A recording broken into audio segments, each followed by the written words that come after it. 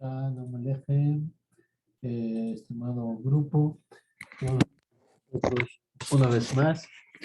Esta semana, Betrat Hashem, en Shabbat estaremos leyendo lo que es Parashat Shemot, que es la primera Parashá de el segundo libro de la Torah Kedoshá. Bien, entonces vamos a hacer un pequeño comentario de esta porción que vamos a leer. ¿Ok? Entonces, tenemos que lo primero que nos cuenta el libro es después o un poco posterior a la muerte de Yosef y de todos los hijos de Israel. Ajá. Eso es lo primero que nos dice, ¿no? La muerte de aquella generación. Vamos a ponerla así. Aquella generación. ¿Okay? Después de la muerte de aquella generación, se nos empieza a decir cómo se levanta un nuevo faraón. ¿Ah? Y aquí ver a Rashi ahí y otros comentaristas que, bueno, hay McLaughlin, ¿no? Hay diferentes opiniones aquí acerca de que si es una dinastía nueva o si es el mismo faraón, pero de que se levantó con nuevos decretos. ¿Ah? Bueno, vean ahí. Se levanta y empiezan las medidas en contra del pueblo de Israel, que lo llevarán a construir ciudades, estas ciudades que se nos dicen en el libro precisamente, que les empiezan a obligar a construir ciudades. Eso es precisamente lo que se nos dice. Ajá. Y estas ciudades son, a ver, déjame ver, nada más para... aquí está, en el versículo 11 nos dice, y así edificaron para el faraón las ciudades de Depósito, Pitón y Ramsés. Bien, entonces se nos dice precisamente eso. Vamos a ponerlo aquí para que ustedes lo tengan ahí. ¿Sí? Vamos. Ahí está. Este es el versículo 11. El que se nos dice, bueno, ahí tenemos a dos. Ajá. Y...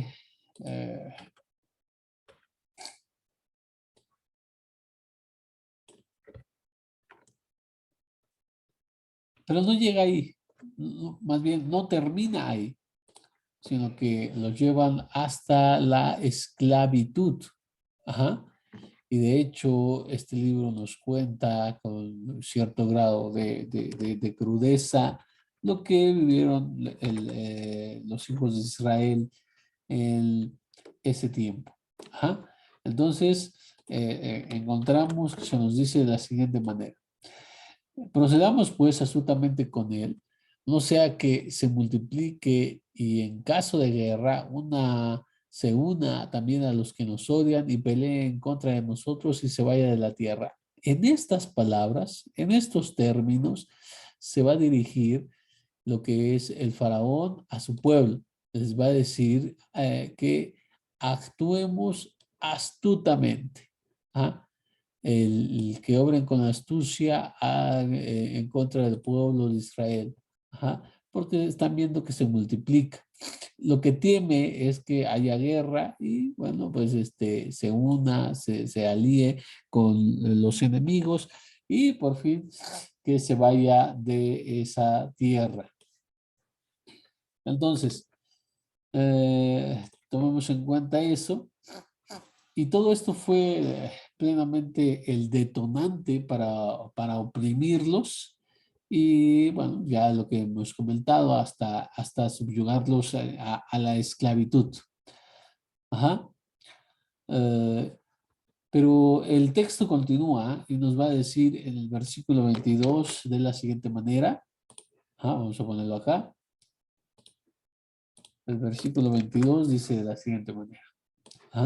Si todo hijo de los hebreos que nazca, todo hijo de los hebreos que nazca, lo echaréis al río y a toda hija la dejaréis con vida. Y quiero que vean precisamente esto, ¿eh? Cómo va a actuar el pueblo, ajá, dependiendo al sexo del infante. Ajá. Dice, a todo hijo, miren, o sea, al hijo lo echarán al hilo, pero a la hija, ajá, la dejarán con vida. ¿Sí? Esto es lo que nos está diciendo.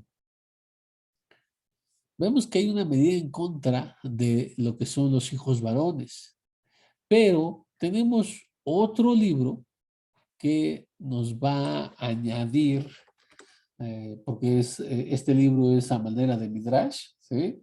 Y nos va a añadir algo que el texto bíblico no nos dice aquí, no nos especifica, y es lo siguiente. Ajá. Aquí lo vamos a poner acá y con todo y la cita. ¿Sí? Vean, dice así.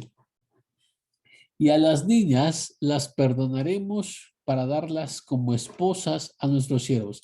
El libro repite lo de la condena a los hijos, de echarlo al río, al Nilo, pero aquí va a añadir a las niñas, el decreto en contra de las niñas, ¿sí? Les perdonaremos la vida para darlas como esposas a nuestro siervo. Vean lo que hicieron los egipcios. Los que nazcan de ellas serán esclavos y nos servirán.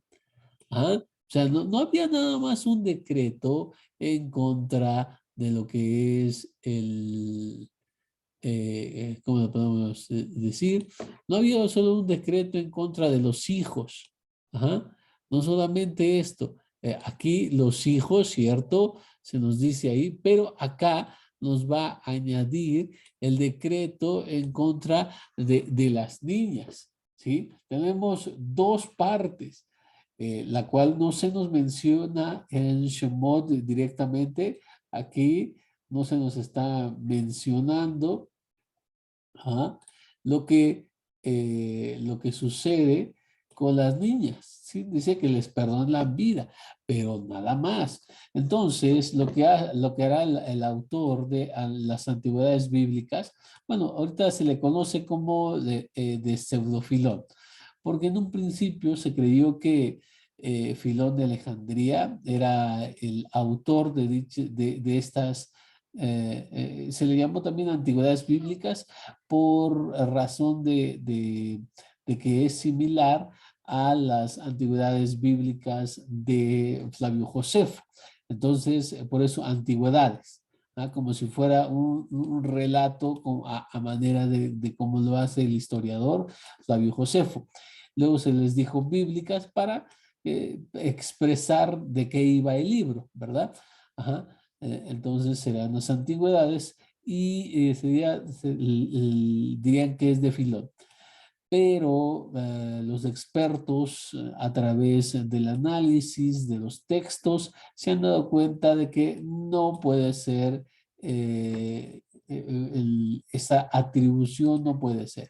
Entonces van a decir, no, no es de Filón, por tanto van a ponerle del pseudo Filón o el del supuesto Filón en su capítulo 9, en su versículo 1. Ajá, tenemos esto. Y bueno, continuamos dicho eso. Eh, Ahora, el mismo libro nos va a añadir algo que a mí me parece, ajá, digno de destacar. Ajá. Vayamos ahí. Vamos a poner una lámina nueva. Ajá. Aquí lo tenemos. Bien. Entonces, esto es lo que nos va a añadir el libro. ¿Sí? Nos va a añadir lo siguiente. Esto. Ajá. Dice así. Entonces los ancianos se reunieron al pueblo en una gran pena y aflicción y dijeron, bueno, aquí el contexto es el siguiente. Se ven, dijimos que se ven en una situación tremendamente horrible y ven cuál es el destino, cuál es el final de su descendencia, por lo cual ellos van a tomar esta decisión. Miren lo que dice. Entonces los ancianos reunieron al pueblo con gran pena y aflicción y dijeron, las entrañas de nuestras mujeres han padecido aborto, porque a los niños varones los echan al río, los matan. Luego dice, nuestro fruto ha sido entregado a nuestros enemigos. ¿Cuál es su fruto? Son las hijas. ¿Sí recuerdan que veíamos esto? Vamos a marcarlo. Padecido aborto es acerca de los hijos. Y ahora, nuestro fruto ha sido entregado a nuestros enemigos. Eso estamos hablando de lo que es la suerte de las niñas. ¿Ah? No somos nadie. Hagamos el propósito, dice aquí, hagamos el propósito de que ningún hombre se acerque a su mujer. Vean, ningún hombre se acerque a su mujer. Ya en este caso de desesperación, ellos dicen no traer descendencia al mundo. ¿Por qué?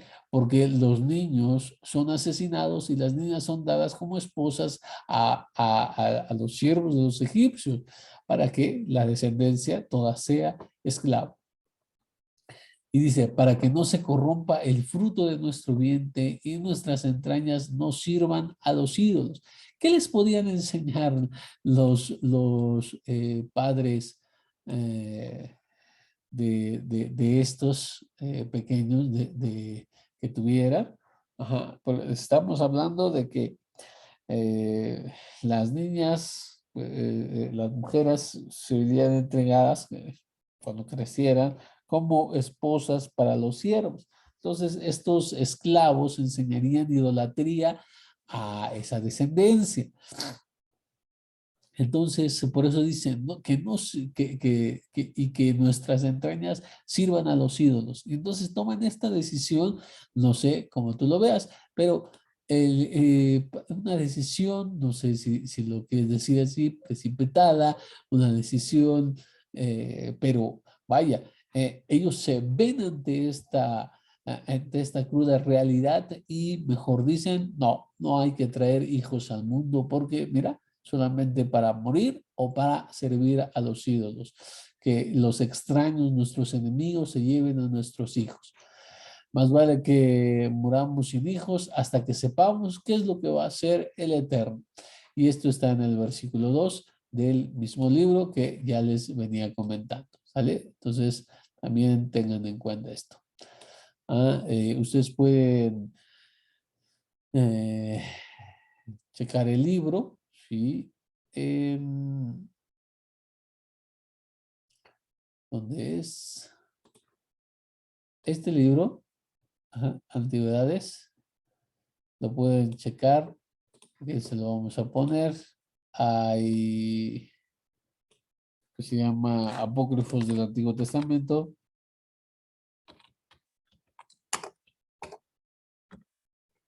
El Antiguo Testamento, sí. En el tomo 2. Y de hecho, se los podemos pasar, ¿verdad?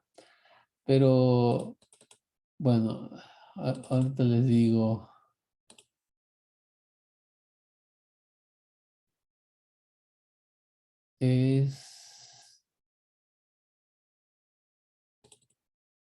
Estoy buscando, así que tenemos solo un pequeño momento. ¿Ah? Y tenemos que, para que les dé el autor también. Y es una obra dirigida por el profesor Alejandro Díez Camacho, con la colaboración de María Ángeles Navarro, Alfonso de la Fuente y Antonio Piñero. Sí, ese es el tomo 2, donde se encuentran las antigüedades bíblicas. Pero bueno, entonces ahí está el detalle, ¿sale? Ahí está donde lo pueden leer si ustedes quieren ahondar en dicho libro. Bueno, entonces, ajá, regresando a nuestro comentario, tenemos que en el Talmud se nos va a contar algo una tradición muy similar, ¿sí? Y vamos a ver las diferencias. Lamentablemente no nos va a caber aquí mismo, pero vamos a intentarlo, ¿no? Vamos a intentarlo. Vamos a tratar que, bueno, vamos a tener que usar una lámina nueva. Ok, está largo, así que vamos a ponerlo aquí en todo este espacio. Sale. El Talmud nos dice en el Tratado de Sotá, la hoja 12, la columna A, dice así. Amram era el líder del Sanedrín y al ver que el faraón arrojaba a los niños judíos al hilo, dijo, ¿para qué traer hijos al mundo en vano? Ajá. Nótese cómo aquí en el Talmud, en esta tradición, encontraremos que es Amram el que dice esto. ¿Ah? Amram será el que dice esto. En las antigüedades bíblicas del pseudofilón son los líderes del pueblo, los ancianos, quienes van a decir ello, y Amram va a ser el que va a decir no, vamos a seguir trayendo hijos al mundo.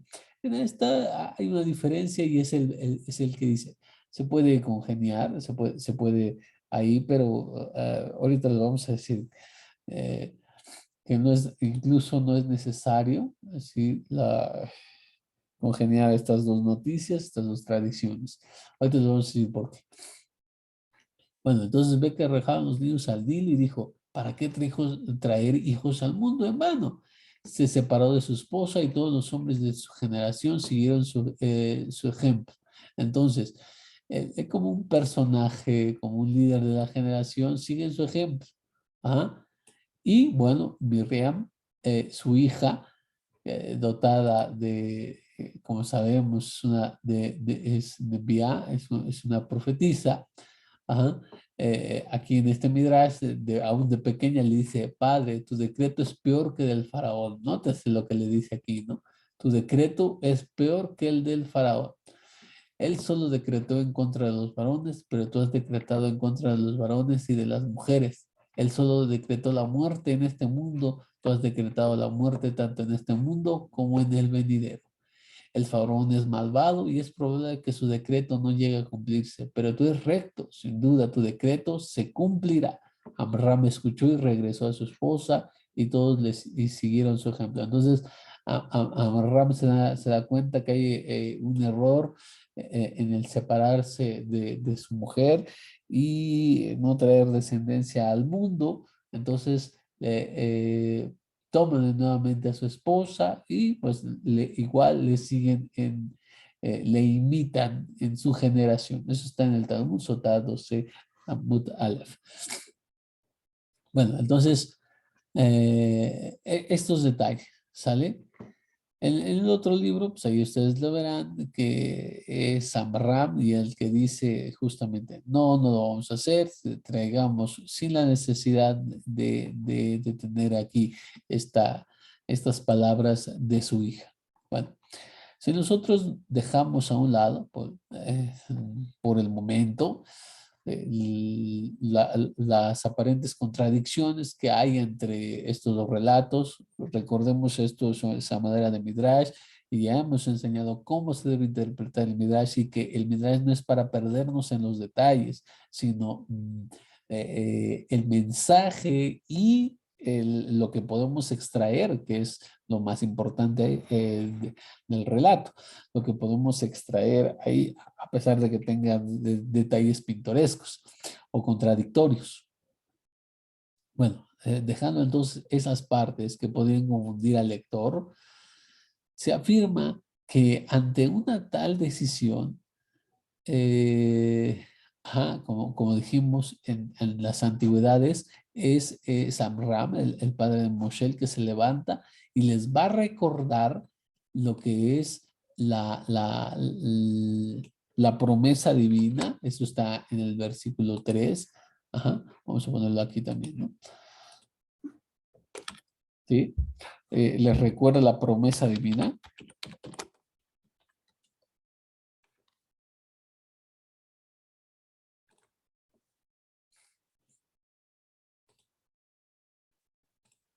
Sí. iba a decirles lo siguiente. Eso es en el versículo 3, en el versículo 4. Ajá. Es más, vamos a utilizar, aquí está. Así. Dice así. Ajá. Estamos en el siguiente versículo. Pues bien, yo no acepto lo que habéis decidido, sino que voy a tomar mujer y tendré hijos para que nos multipliquemos en la tierra, porque el Eterno no persistirá en su cólera, ni se olvidará de su pueblo para siempre, ni arrojará a la raza de Israel en la tierra. No en vano estableció una alianza con nuestros antepasados. Elohim habló de esto cuando todavía no existíamos. Y bueno, el relato continuará acerca de sus palabras y cómo lo toma el pueblo, etcétera, etcétera. Bien, entonces, véase qué es lo que queremos destacar aquí. ¿Cuál es el mensaje para nosotros? Bueno, eso es lo más importante que le decimos cada vez que vayamos a un Midrash. Lo más importante es el mensaje que quiere transmitir el autor. Y este es el siguiente, que en los días de gran aflicción y que en ambos Midrashim, ¿ah? Que hemos ya leído y hemos expuesto aquí en la pantalla, los judíos fueron llevados a pensar en no tener descendencia, ¿ah? Porque veían la suerte que tenían sus hijos al nacer. Ellos se negaron a ver morir a sus hijos y que sus hijas fueran entregadas a sus enemigos, a hombres incircuncisos que solamente le enseñarían pues idolatría. Y como dijimos, sin perdernos en los detalles en los que difieren estas historias, el Midrash trata con una situación de percance, una problemática que vive la nación. Ajá. Y la decisión que se toma que para las personas que están dentro de un problema puede parecer buena, puede ser desde su perspectiva la mejor opción que pueden tomar, pero que desde nuestra perspectiva bien puede no ser la mejor, por no decir que incorrecta. Y los Midrashim quieren transmitirnos lo siguiente a través de las historias que hemos contado. La dificultad de tomar una decisión en los momentos de gran aflicción y problemas. Esto yo creo que lo podemos entender cuando hay un problema. Nuestra mente se ofusca.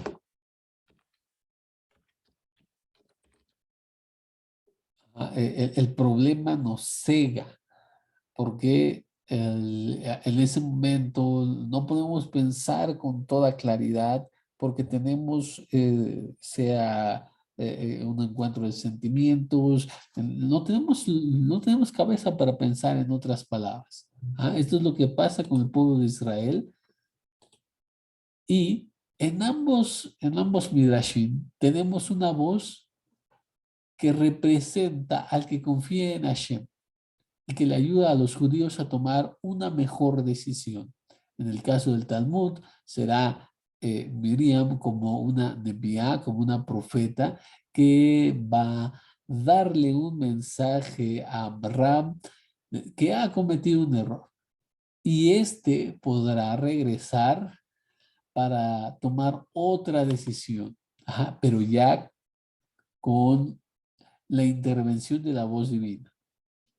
No estamos hablando de Miriam, sino estamos hablando de que ella era profetisa en ese aspecto. Ahora, en las antigüedades del pseudofilón, encontraremos que son los líderes de la nación, los ancianos, que tienen a decretar esto, que nadie tome mujer para que no sufran aquella suerte que ya hemos hablado.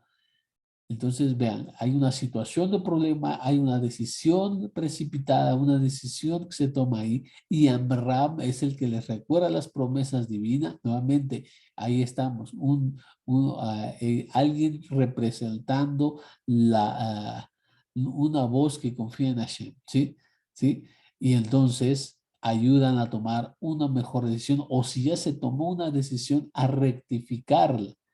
Esto nos enseña entonces que debemos buscar el consejo en la Sagrada Torá. Entonces, ¿qué es lo que nos enseña a nosotros? Nos enseña lo siguiente. En una situación de problema, si tenemos algún problema, alguna situación, algún sufrimiento, etcétera, tenemos que acudir a la voz divina, ¿no? Sea por medio de una persona, consejos de los sabios, consejos de alguien espiritual, en fin, la Torah.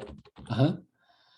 Y esto nos va a ayudar a tomar una mejor decisión. Y si hemos ya tomado una decisión precipitada, bueno, para corregir, si es que es necesario, esa decisión. Eso es lo que trata de transmitir, entre otros mensajes. Solamente estamos extrayendo uno de estos dos midrashim. Ajá. Y bueno, pues ese es el mensaje, esa es nuestra reflexión de esta semana. Que Hashem nos ayude a que vengan problemas y vengan diferentes situaciones en las cuales nosotros nos veamos sin tiempo para pensar, sin oportunidad en la que en verdad no tenemos ni siquiera las ganas, no tenemos la capacidad de pensar ante un evento que Hasbe Shalom no sé sobre nosotros, pero que haya gran sufrimiento. Entonces debemos recordar que Hashem nos dio los consejos, nos dio la manera de poder comportarnos y de poder salir adelante en esas circunstancias. Y es que debemos acudir a la voz divina. Recordemos que a través de la multitud de consejos se ordenan los pensamientos. Que tengan buena semana y pues nos vemos en la próxima emisión.